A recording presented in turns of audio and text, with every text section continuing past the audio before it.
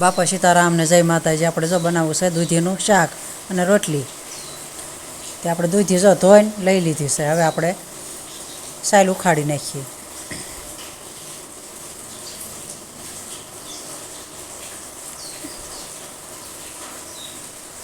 જો સાલ ઉખડી ગઈ, હવે આપણે એને કટિંગ કરી નાખીએ।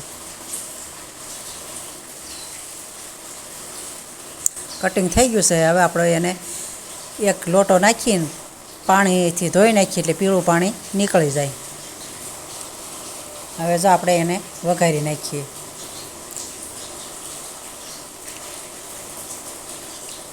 જો તેલ નાખી દીધું।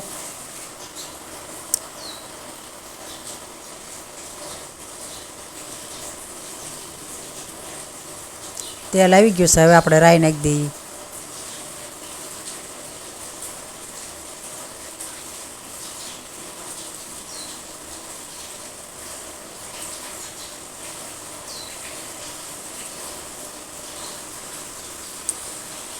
રાઈ ફૂટી ગઈ છે। હવે આપણે એમાં હિંગ નાખી દઈએ।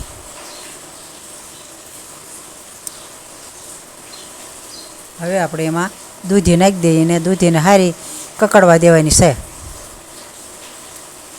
મરચું,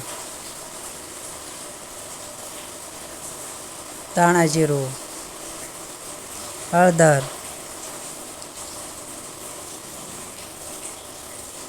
નમક। હવે જો આપણે બધા મસાલા થઈ ગયા છે। હવે આપણે એને કકડવા દેવું। બધું ખાંડની સપટી નાખી દઈએ। હવે કકડી ગઈ છે, પાણી નાખી દઈએ અને 4 સીટી થવા દેવું।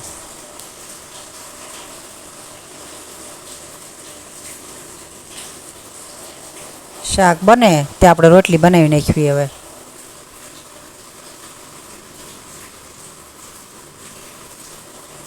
પાણી નાખી દીધું, નમક નાખી દીધું। હવે મોણ આપણે નાખી દઈએ।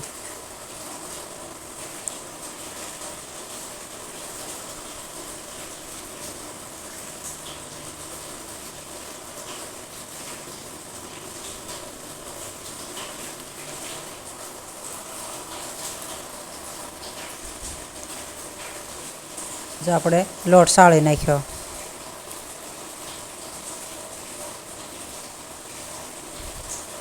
આપણે લોટ બાંધી લઈએ એને।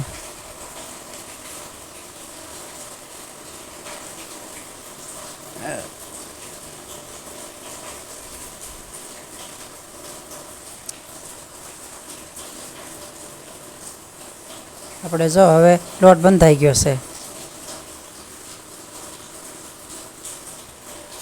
હવે આપણે રોટલી બનાવી નાખીએ।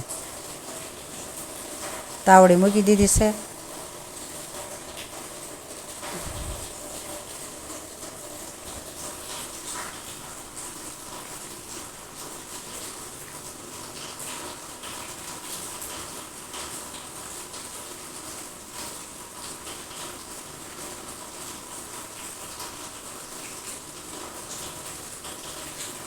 હવે જો આપણે રોટલી બનાવી નાખીએ।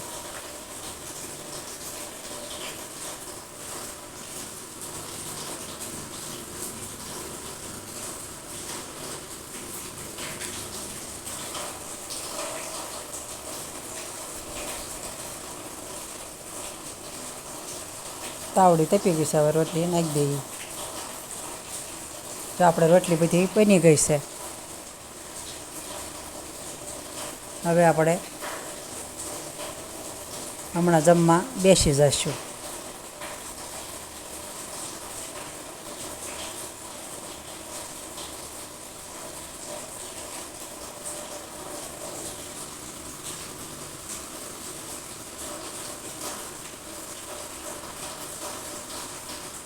જમવામાં છે દૂધીનું શાક છે, રોટલી છે, કેરીનું અથાણું છે, છાશ છે। હાલો બધાય જમવા।